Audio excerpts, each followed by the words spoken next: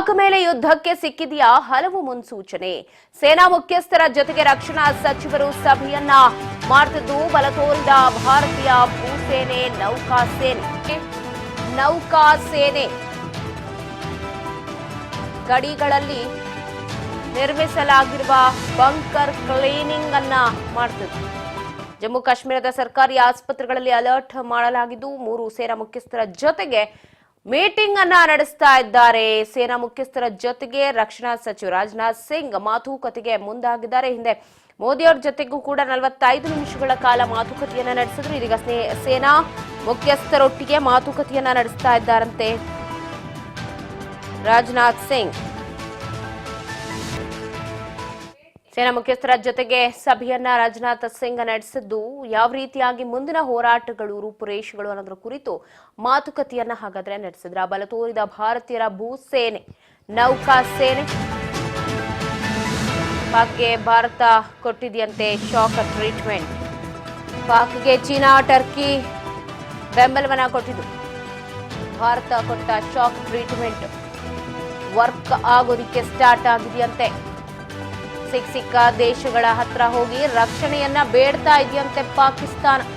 ಸಿಕ್ಕ ದೇಶಗಳ ಹತ್ರ ಹೋಗಿ ರಕ್ಷಣೆಯನ್ನ ಬೇಡ್ತಾ ಇದೆ ಪಾಕ್. ಭಿಕ್ಷೆ ಬೇಡಿ ನಿರಂತರವಾಗಿ ನಮಗೆ ರಕ್ಷಣೆ ನೀಡಿ ಅಂತ ಕೇಳ್ತಿದಾರಂತೆ. ಪಾಕ್ಗೆ ಸಾಥ್ ನೀಡ್ತೀನಿ ಅಂತ ಹೇಳಿ ಚೀನಾ ಟರ್ಕಿ ಒಪ್ಕೊಂಡಿದೆಯಂತೆ. ಪಾಕ್ಗೆ ಚೀನಾ ಟರ್ಕಿ ಬೆಂಬಲ. ಭಾರತ ಇತ್ತ ಫುಲ್ ಅಲರ್ಟ್ ಆಗಿದೆ. ಪಾಕ್ ಮೇಲೆ ಯುದ್ಧಕ್ಕೆ ಸಿಕ್ಕಿದೆಯಾ ಹಾಗಾದ್ರೆ ಹಲವು ಸೂಚನೆಗಳು. ಒಂದು ಕಡೆ ಸೇನಾ ಮುಖ್ಯಸ್ಥರ ಜೊತೆಗೆ ರಕ್ಷಣಾ ಸಚಿವರು ಸಭೆಯನ್ನ ಮಾಡಿದ್ದಾರೆ. ಅತ್ತ ಪ್ರಧಾನಿ ಮೋದಿ ಅವರ ಜೊತೆಗೂ ಕೂಡ ಮಾತುಕತೆಗೆ ಮುಂದಾಗಿದ್ದು 45 ನಿಮಿಷಗಳ ಕಾಲ ಚರ್ಚೆಯನ್ನ ನಡೆಸಿದ್ದಾರೆ. ಬಹಳಷ್ಟು ಕುತೂಹಲಕ್ಕೆ ಕಾರಣವಾಗಿದೆ ಏನಾಗಬಹುದು ಅಂತ ಹೇಳಿ.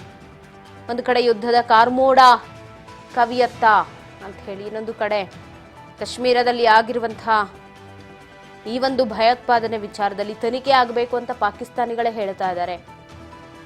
ಬಲ ತೋರಿದ ಭಾರತೀಯ ಭೂಸೇನೆ ನೌಕಾಸೇನೆ ವಾಯುಸೇನೆ ಎಲ್ಲವೂ.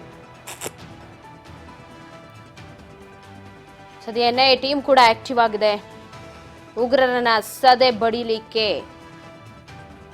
ಹಾಗಾಗಿ ಒಂದಷ್ಟು ಮಾಹಿತಿಯನ್ನ ಎಲ್ಲೆಲ್ಲಿ ಸಾವಾಗಿದೆ ಅಲ್ಲೆಲ್ಲ ಹೋಗಿ ಮಾಹಿತಿಯನ್ನು ಕಲೆ ಹಾಕೋಕ್ಕೂ ಕೂಡ ಮುಂದಾಗ್ತಾರೆ ಅಂತ ಹೇಳಲಾಗ್ತಾ ಇದ್ದು.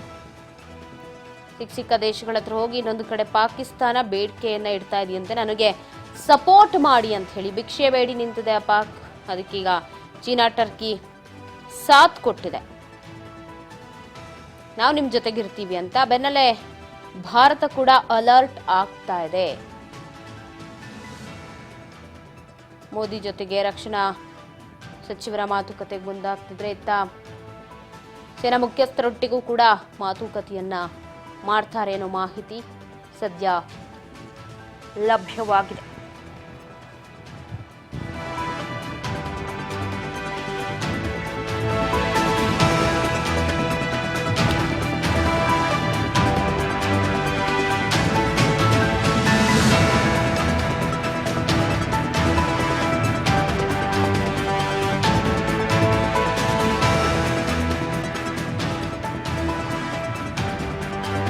ಪ್ರಧಾನಿಗೆ ಸೇನೆ ಬಗ್ಗೆ ಮಾಹಿತಿಯನ್ನ ನೀಡ್ತಾರೆ. ಹಾಗಾಗಿ ಮತ್ತೊಮ್ಮೆ ಪ್ರಧಾನಿ ಮೋದಿಯನ್ನ ಭೇಟಿ ಆಗ್ತಾರಂತೆ. 11 ಗಂಟೆಗೆ ಪ್ರಧಾನಿಯವರ ಭೇಟಿಗೆ ಸಮಯಾವಕಾಶ ಫಿಕ್ಸ್ ಆಗಿದೆ.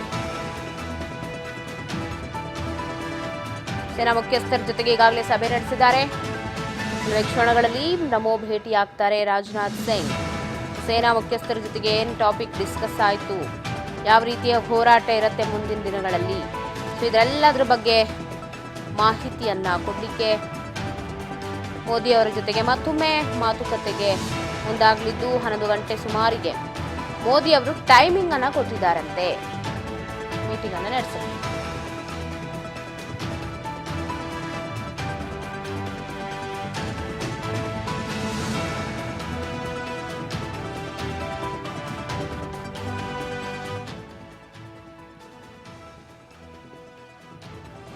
ಕೆಲವೇ ಕ್ಷಣಗಳಲ್ಲಿ ಹಿಂದೆ ಕೂಡ ಮೋದಿ ಅವರ ಜೊತೆಗೆ 45 ನಿಮಿಷಗಳ ಕಾಲ ಮಾತುಕತೆ ನಡೆಸಿದ್ರು. ಈಗ ಸೇನಾ ಮುಖ್ಯಸ್ಥರ ಭೇಟಿ ಬಳಿಕ ಮತ್ತೊಮ್ಮೆ ಮಾತುಕತೆಗೆ ಮುಂದಾಗ್ತಾ ಇದ್ದು 11 ಗಂಟೆಗೆ ನಿಗದಿಯಾಗಿದೆ ಸಮಯ. ಸೊ ಏನ್ ಮಾತುಕತೆ ನಡೆಸ್ತಾರೆ ನಿರಂತರವಾಗಿ ಅಂತ ಕೆಲವೇ ಕ್ಷಣಗಳಲ್ಲೇ ನಮೋ ಭೇಟಿ ಆಗ್ತಾರೆ. ರಾಜನಾಥ್ ಸಿಂಗ್ ಸೊ ಇಬ್ಬರ ಭೇಟಿ ಕೂಡ ಬಹಳಷ್ಟು ಕುತೂಹಲಕ್ಕೀಗ ಕಾರಣ ಆಗಿದೆ. ಸೇನಾ ಮುಖ್ಯಸ್ಥರ ಜೊತೆಗೆ ಮಾತುಕತೆ ನಡೆಸಿದ ನಂತರ ಏನು ಹೇಳ್ಬಹುದು, ಏನಾಗಬಹುದು ಮಾತುಕತೆಯಲ್ಲಿ ಅಂತ ಕೆಲವೇ ಕ್ಷಣಗಳಲ್ಲೇ ಮಾತುಕತೆಗೆ